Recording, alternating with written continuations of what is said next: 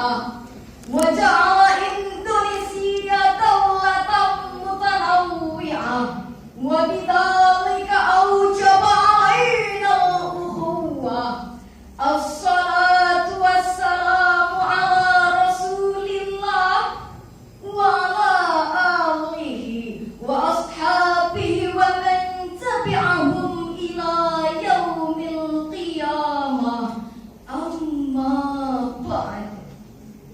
Dewan Hakim yang arif dan bijaksana, hadirin kaum muslimin sebangsa dan setanah air yang kami cintai. Indonesia merupakan negara kesatuan yang penuh dengan keberagaman. Indonesia, hadirin, terdiri dari beragam suku, budaya dan agama, namun ternyata rentan memicu konflik antar elemen bangsa.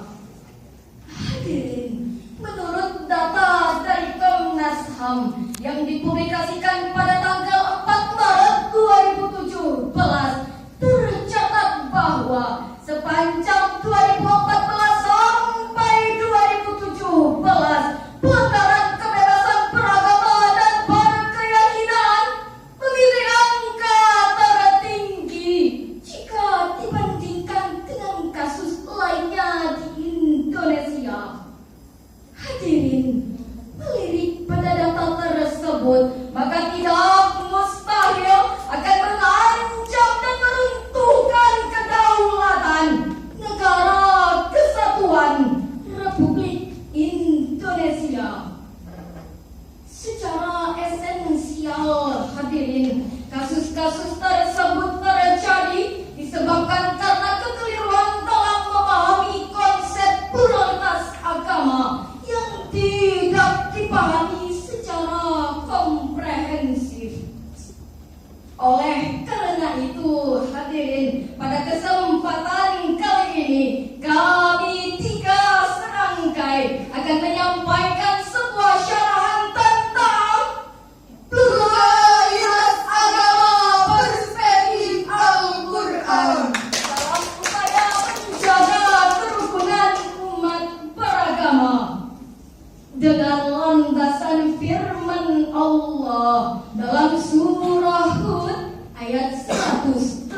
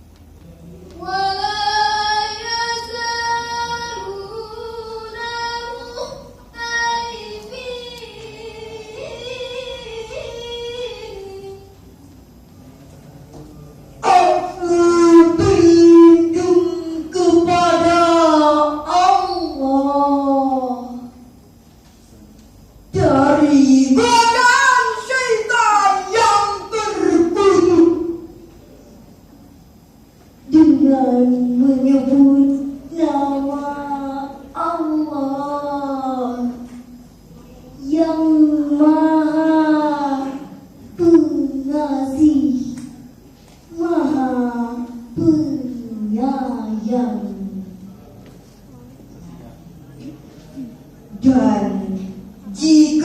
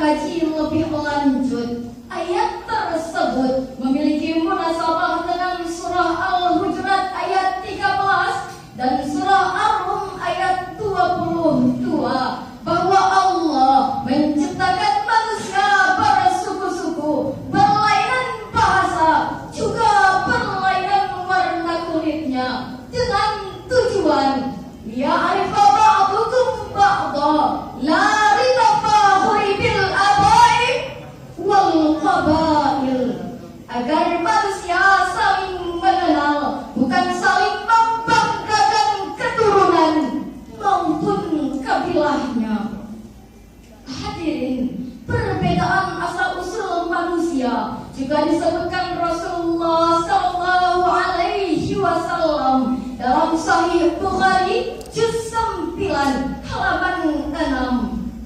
An Abi Hurairah radhiyallahu anhu qala Rasulullah sallallahu alaihi wasallam, tajiduna an-nasa ba'adin khiyaruhum fil jahiliyah khiyaruhum fil Islam idza faqihu, rawahul Bukhari. Dari Abu Hurairah radhiyallahu anhu berkata, Rasulullah sallallahu alaihi wasallam bersabda, kalian akan temui manusia yang beragam asal usulnya, maka orang baik pada zaman jahiliyah akan baik pula pada zaman Islam bila mereka memahami. Hadis riwayat Bukhari. Hadirin, Ibnu Hajar al-Asqalani dalam kitabnya Fathul Bari juz kelima halaman 529, beliau mengatakan hadis tersebut menjelaskan tentang perbedaan asal-usul manusia bagaikan logam yang bertebaran di bumi. Ada yang bernilai, ada pula yang tidak. Oleh karena itu, hadirin, sunnatullah merupakan sebuah keniscayaan yang tak mungkin berubah, tak mungkin dirubah, tak mungkin dilawan, dan tak mungkin diingkari. Memang manis gula-gula, begitu juga negeri kita tercinta. Banyak suku dan budaya, ada Jawa, Sumatera sampai Papua, semuanya ada di sini. Hidup rukun damai berseri-seri, umat agamanya, ada Islam, ada Kristen, Hindu, Buddha, semuanya ada di sini, bersatu di Bhinneka Tunggal Ika. Lantas hadirin, bagaimana solusi Al-Qur'an dalam menyikapi persoalan perbedaan agama di Indonesia? Surah Al-Mumtahanah ayat 8 sebagai jawabannya. La yanhakumullahu 'anil ladzina lam yuqatilukum fid dini wa lam yukhrijukum min diyarikum.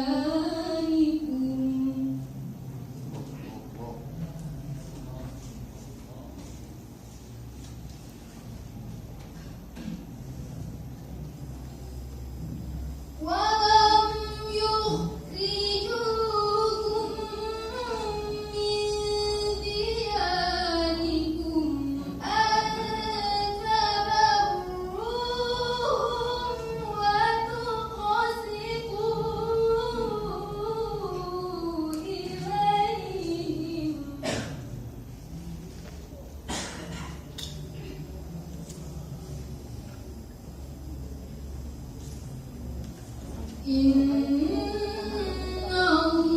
Allaha yuhibbul muqsitin.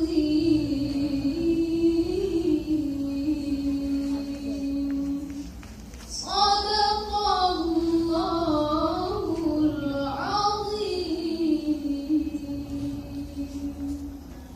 Allah tidak melarang kamu berbuat baik dan berlaku adil terhadap orang-orang yang tidak memerangimu dalam urusan agama, dan tidak melarang kamu dari kampung halamanmu.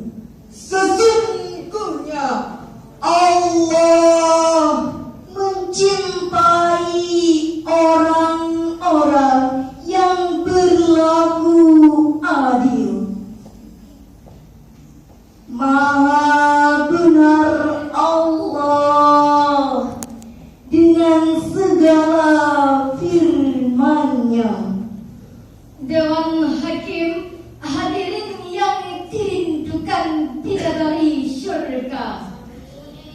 Ayat tersebut sebagaimana dijelaskan oleh Ibnu Katsir dalam Umdatut Tafsir Anil Hafiz Ibnu Katsir juz ketiga halaman 440. Dalam riwayat Imam Ahmad, beliau menyisahkan suatu ketika Asma, putri tercinta sahabat Abu Bakar As-Siddiq, didatangi oleh ibunya Qutailah yang saat itu masih dalam keadaan kafir. Ia pun bertanya, "Ya Rasulullah, bolehkah aku berbuat baik kepadanya, menerima kehadiran dan pemberiannya?" Rasulullah menjawab, "Boleh wahai Asma binti Abu Bakar." Maka turunlah surat Al-Mumtahanah ayat 8 tersebut sebagai penegasan bahwa bersikap toleransi dan saling menghargai harus tetap dilakukan meskipun kepada yang berbeda agama.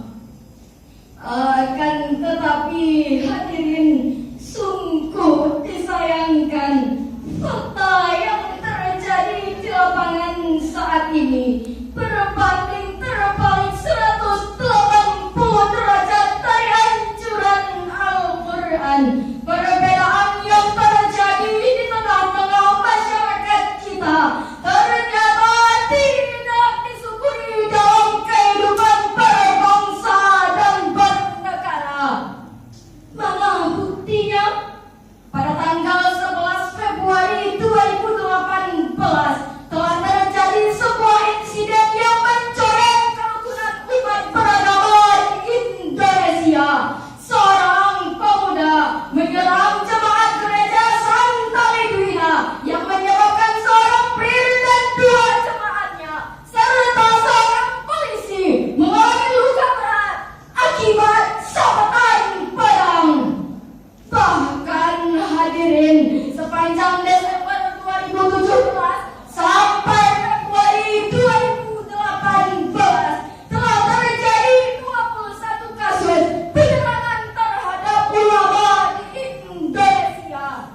Bahkan hadirin, 15 kasus diantaranya dinyatakan dilakukan oleh orang yang mengalami gangguan kejiwaan. Katanya mengalami gangguan kejiwaan. Dahsyat bukan? Hadirin, inilah sebagian kecil dari kasus pelanggaran kebebasan beragama di Indonesia. Maka memahami konsep pluralitas agama perspektif Al-Qur'an, yaitu dengan bersikap toleransi dan saling menghargai, harus terus dilakukan. Dewan Hakim, hadirin yang kami banggakan, dari uraian yang telah kami sampaikan dapat kita ambil kesimpulan pluralitas agama merupakan keniscayaan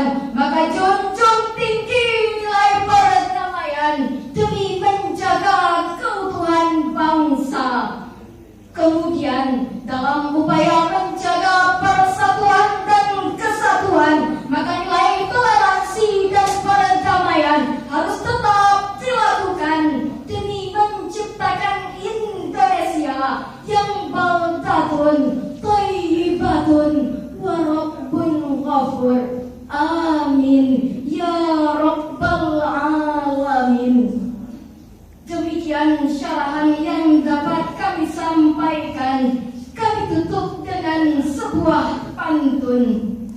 Pluralitas agama merupakan keniscayaan. Hargai perbedaan dalam berbangsa. Semangat